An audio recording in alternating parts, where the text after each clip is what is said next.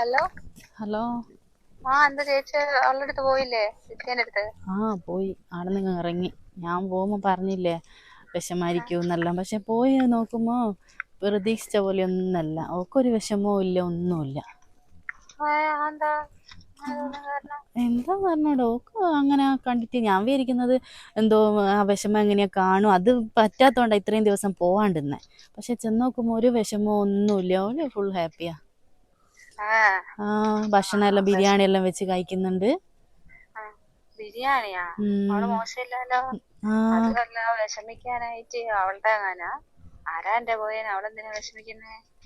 അങ്ങനെ ആരാ എൻ്റെ ഓള് ഇതുവരെ ഞാൻ അങ്ങനെ കണ്ടിട്ടില്ല. ഞാൻ എപ്പം പോകുന്നല്ലാടാ നല്ല രീതിക്ക് ആ കുഞ്ഞിനെ നോക്കുന്നുണ്ട്, സ്നേഹിക്കുന്നുണ്ട്, എല്ലാം വാങ്ങിക്കൊടുക്കുന്നേ, എന്നാ ചോറ് വാരി കൊടുക്കുന്ന എല്ലാം കാണുന്നതല്ലേ.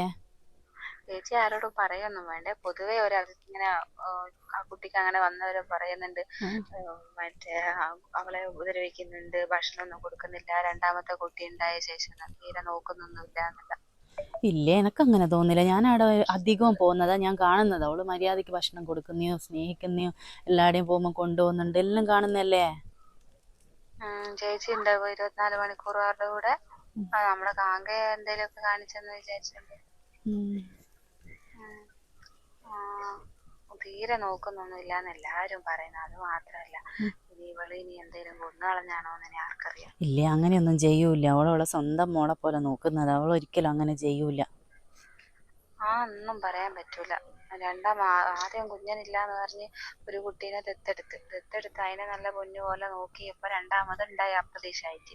അന്നേരം ഇതിനെ വേണ്ടാന്ന് വെച്ചതായിരിക്കും. എന്നാലേ ശരിയാണേ. വിനീ ചേട്ടൻ വിളിക്കുന്നുണ്ട്, എനിക്ക് കോള് വരുന്നുണ്ട്. ഞാൻ വിളിക്കാം.